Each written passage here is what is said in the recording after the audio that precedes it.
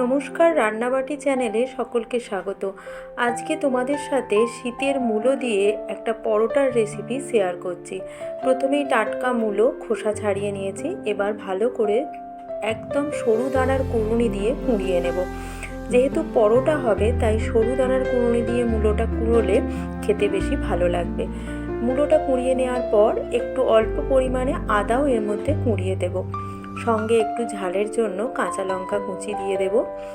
যারা বেশি ঝাল খাও তারা এখানে একটু লাল লঙ্কার গুঁড়ো দিতে পারো বা কাঁচা লঙ্কা কুচিটা একটু বেশি দিতে পারো। এবার স্বাদ মতো নুন আর চিনি দিয়ে দেব, আর অল্প একটু সাদা তেল দেব। দিয়ে আটা দিয়ে ভালো করে একটা নরম ডো বানিয়ে নেব। জলটা একটু পরিমাণ বুঝেই দিতে হবে, কারণ মূলোর নিজস্ব একটা রস আছে, সেই রসেতেই বেশ খানিকটা মাখা হয়ে যাবে। তারপর অল্প একটু জল দিয়ে মেখে নিলেই সুন্দর একটা নরম ডো মাখা হয়ে যাবে। এইরকম চটজলদি সহজ রেসিপি দেখতে হলে আমার রান্নাবাটি চ্যানেলটা সাবস্ক্রাইব করে আমার পাশে থেকো, আর ভালো লাগলে লাইক, কমেন্ট, শেয়ার করতে একদম ভুলো না। পরোটার ডোটা নরম করে মেখে একটু ঠেসে নিলে পরোটাগুলো বেশ নরম নরম হবে।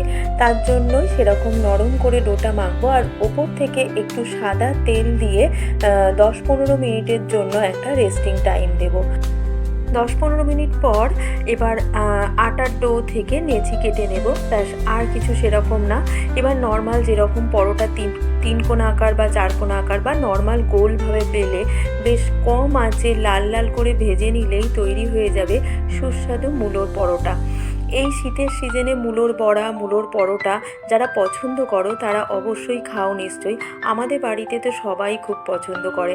অ্যাকচুয়ালি আমাদের বাড়িতে সবাই পরোটা খেতে খুবই পছন্দ করে, তাই আমি বিভিন্ন জিনিস দিয়ে পরোটা বানিয়ে থাকি।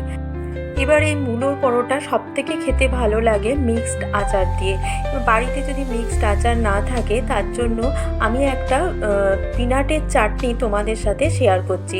আমার কিন্তু এই বাদামের চাটনিটা দিয়ে খেতেও বেশ ভালো লাগে। তোমরা দইয়ের রায়তা দিয়েও খেয়ে দেখতে পারো, মন্দ লাগে না। তবে সবথেকে ভালো যায় মিক্সড পিকেল যেটা, সেটা দিয়েই। দেখো, এবার পরোটাগুলো বেলে আমি কম আছে একদম গ্যাস কমিয়ে প্রথমের দিকে এপিট ওপিট একটু সেঁকে নেব। তারপর যখন দেখবো একটু সেঁকা হয়ে গেছে, তারপর অল্প করে সাদা তেল দিয়ে মচমচে করে বেশ ভেজে নেব। লাল লাল করে ভাজলে বেশি খেতে ভালো লাগে, তাই আমি এখানে লাল লাল করেই ভাজবো। এইভাবেই প্রত্যেকটা পরোটা ভেজে নেব। তারপরে পিনাট চাটনির সাথে আমি পরিবেশন করেছিলাম। পিনাট চাটনিটা কিভাবে বানাচ্ছি সেটার রেসিপিও আমি এই ভিডিওর সাথেই দিয়ে দিয়েছি। খুব সহজেই বানানো যায়।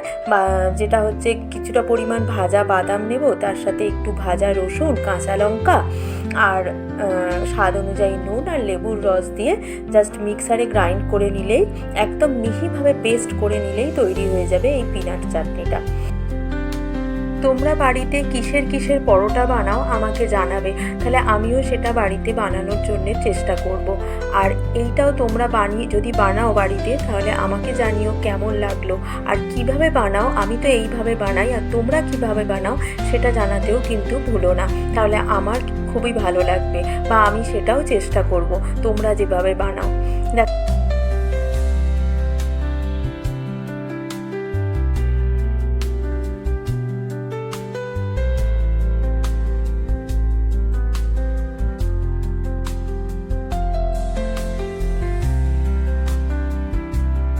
আমি এখানে 2 কোয়া রসুনই দিয়েছি, কারণ আমাদের বাড়িতে রসুনের গন্ধটা খুব একটা পছন্দ করে না। তোমরা চাইলে যদি পছন্দ করো আরও একটু রসুন দিতে পারো।